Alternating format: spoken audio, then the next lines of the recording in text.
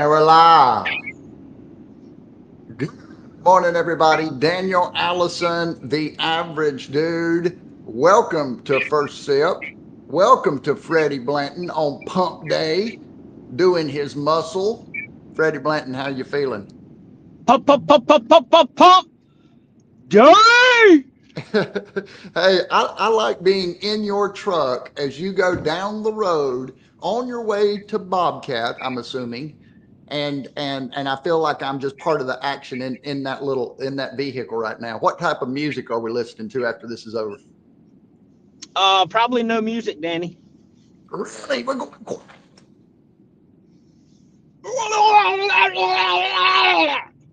I'm sorry, y'all. I'm gonna get this microphone fixed, and it's gonna be good. So, hey, good Yeah, morning, Russ Hammond. there. I don't listen to a lot of music unless I'm working out or getting hyped up. Oh Just yeah, just riding around cruising. Not a bunch of music. not a bunch of music. No, no, maybe a podcast. I think you listen to some podcasts from time to time, don't you? Only listen to your interviews.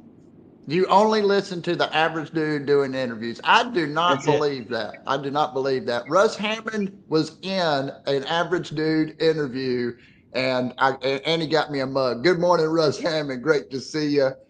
Antarctic Mike. Let's go. Great to see Man, Mike on the bus. Wally. Hey, Wally. Wally the Walrus over here. Hey, guy. Uh-oh, got a Waldrop mobile. Let's go. Look at Larry Winoski. Hey, great to see Larry doing great things. He got him a generator at his house. Do you have a generator at your house? I do not have a whole home generator, if that's what we're talking about. I do have a generator that you got to fill up and take Yeah. care of, and you got to work at it. Yeah, yeah. It takes a little bit of work, but those are always nice to have when things go sideways, aren't they? Yeah, yeah. And recently, we things have went sideways. Exactly. I noticed that Larry got him one. That's why I brought it up. Antarctic Mike. Great to see Antarctic Mike on the bus all the way from San Diego. Great to see Mike. DJ on the bus. How are you feeling, DJ? We need a progress report on the hip. We want to get DJ back to 100%. And look at Joe. Joe's on the bus, ready to get his mind right.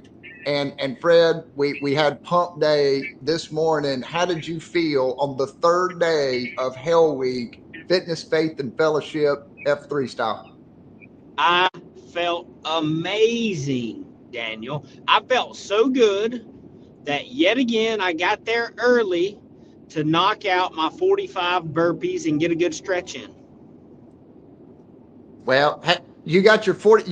You're getting 45 burpees per day on top of everything else. Yes, I show up early to Barnett Park and get that done. Wow. Now that's strong. That's strong. Uh, Thoughts on the workout? I've already asked you this, but I'm going to ask you again because I want to put you on the spot because you love putting people on the spot. What did you think of the workout? The workout was just what the body needed, Daniel. Just what the doctor ordered. Yeah, that's what I wanted to hear. I was feeling it this morning. I was sore when I woke up. Made it to the workout. Got moving, and we did some new things this morning, didn't we? We did some things that I thought were different. It shifted the dynamic a little bit, and I wanted to get your thoughts on that. Are you ready? Are you ready to talk about this? Am I ready for There's what? Vicky. Hey, here we go. Vicky Watts. Hola, amigos. Aaron Jacobitz. Let me get these last few bus riders. Great to see Aaron Jacobitz, the hero. Vicky Watts. Good morning, Vicky. Paul Has Papp is Jacobitz here. made it to an F3? He has not made it to our F3, but we would I love know to not see Aaron ours, make it. Yeah. but there's several around him that he could make it to. Yeah. Well, hey, in the comments, you got to let us know if you're making it to an F3. Uh, Joe, Great to see Joe again. Hip recovery is going well.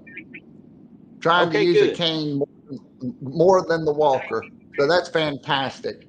How are you feeling today, Fred? I'm trying to get Freddie's energy, and I don't know if it's because he's driving. I don't know if it's because he's drinking coffee. I don't know if it's because he's done those 45 burpees, but where is your energy at?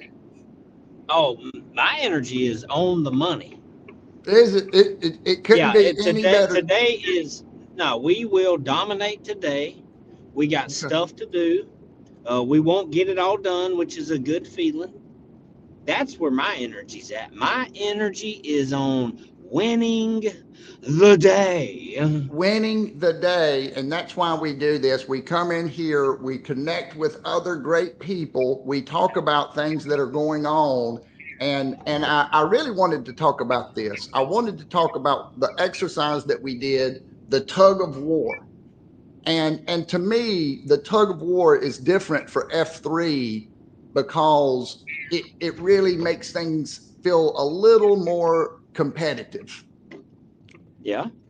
And so I wanted to get your thoughts on taking a big group of people, dividing it up, and how the dynamics change once we get smaller teams. Did you notice that?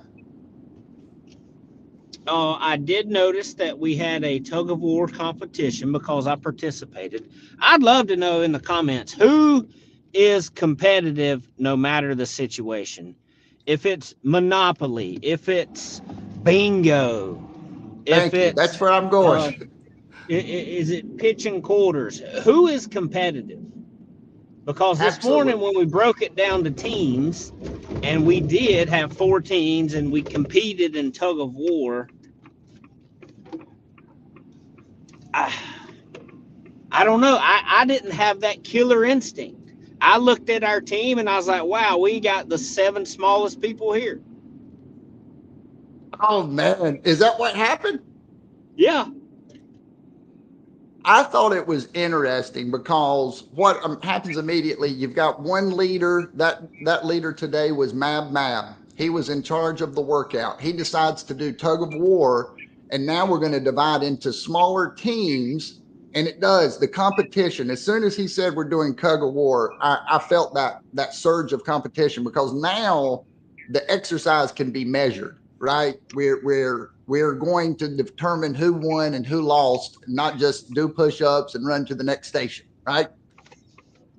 And then I thought it was interesting because I immediately got home and I looked up strategy to win tug of war. Yeah. Because that's how my mind thinks once you have the game and you have the rules, and I thought, man, what is there strategy that would have helped us win that competition of tug of war? Now it's just tug of war, and to your point, does it really matter if you win a tug of war competition with a bunch of 40-year-olds, 50-year-olds, 30-year-olds? And what were we using? It wasn't your typical rope. No. I mean, that thing was hard to grab, wasn't it? I felt like I needed bigger hands. It was a fire hose. Yep, that's right, the fire hose. And so I just wrapped that thing around my arm. But I thought it was interesting, the position where people stood. You know, you had the anchor in the back, you had the leader up the front, and then the middle person's supposed to be a stamina person. So it's just like basketball or just like any sport, the tug of war. You have a team, you might have a leader of the team, you have organization, you've got to get on the same page. So I thought it was interesting. I thought that dynamic shift changes the dynamics of the group because now you have a smaller team. So I thought that was funny. Yeah, I thought the whole thing was dynamic.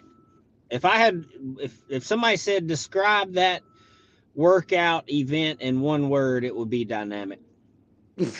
Well, there you go, dynamic. Now, sometimes that's good. Sometimes it's just dynamic.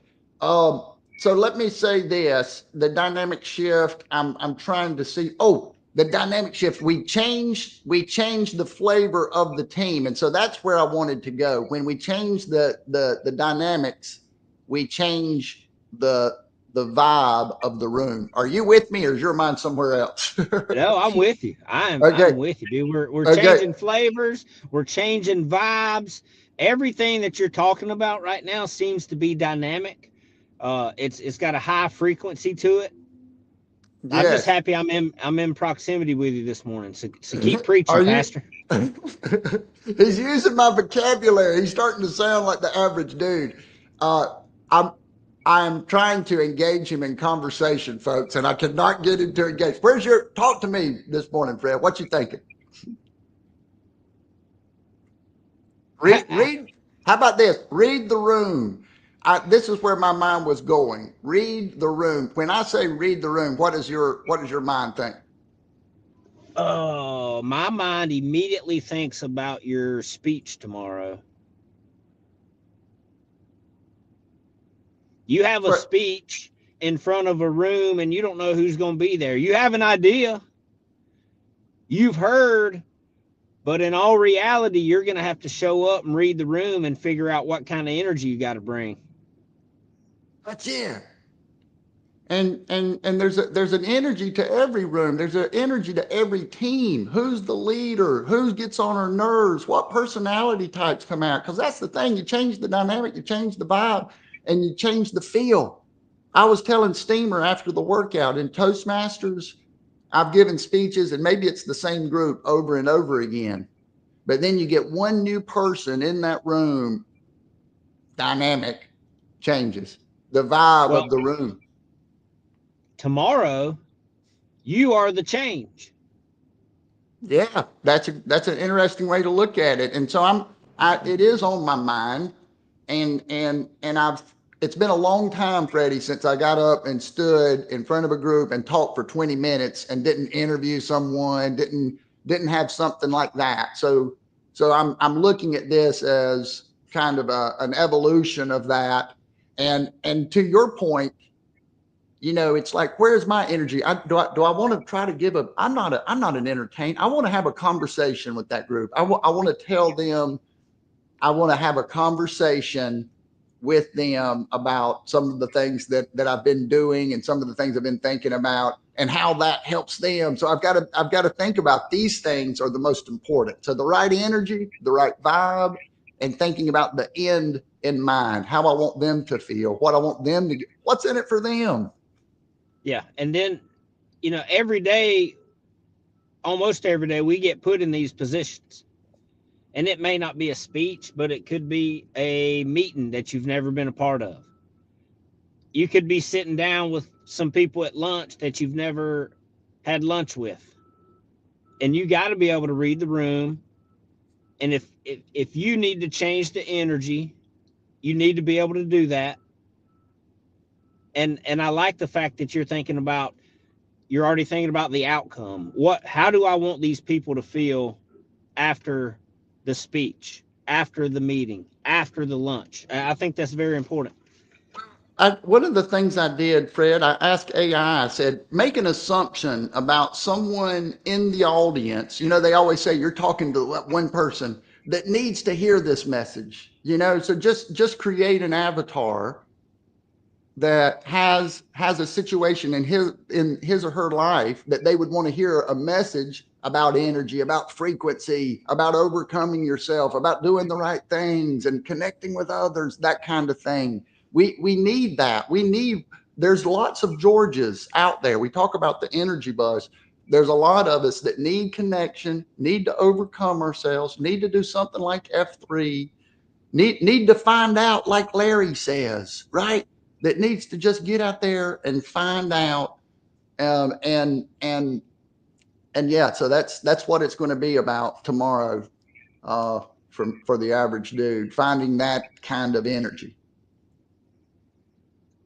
I like it, Danny. And you know what Um, you're doing? You're in a different room. you're You're in a grabbing different. a seat at a different table. And I think that's important as we go through 2026. What different rooms can you be in? What different tables can you grab a seat at? And what are you pushing for? get around people that challenge you. Get around Freddie at Bobcat. Freddie challenges me. I think Freddie challenges everybody in a certain kind of way because he puts you on the spot. He doesn't do what a lot of other people do, but make it easy on you. You makes you, oh man, why did you say that, Freddie? And as mad as I might get, I also know that's how we grow. I've got to share this one more thing, and then we'll give it to you for the final thought. When we were doing Tug of War, Training Wheels, who is in fantastic shape. He's younger than me. He's in fantastic shape. He was behind me. I was at the front of that rope, and we were all getting situated, and we were trying to get a little strategy together. And he said, "Hey, why don't you get on the other side?" Because he thought about staggering it. But in my mind, and I don't know which side was better, but in my mind, I said, "Are you sure?" Because I wanted to be at the front of that rope because I felt more secure in that. And what was interesting, because we talk about team dynamics and who's going to take the lead and what's the best thing. I wasn't sure what to do, but I thought about it and I said, Training Wheels, I feel better on this side. He said, do it. And we ended up winning. But I thought sometimes we have to speak up. You know, sometimes you don't want to rock the boat. But I felt more comfortable on that one side of the rope than the other. But I thought somehow that says something, doesn't it? It's like it puts the finger on the thing. Now that you've heard that story, I want you to come up with a final thought and get us out of here today. It's okay to speak up when you don't feel comfortable.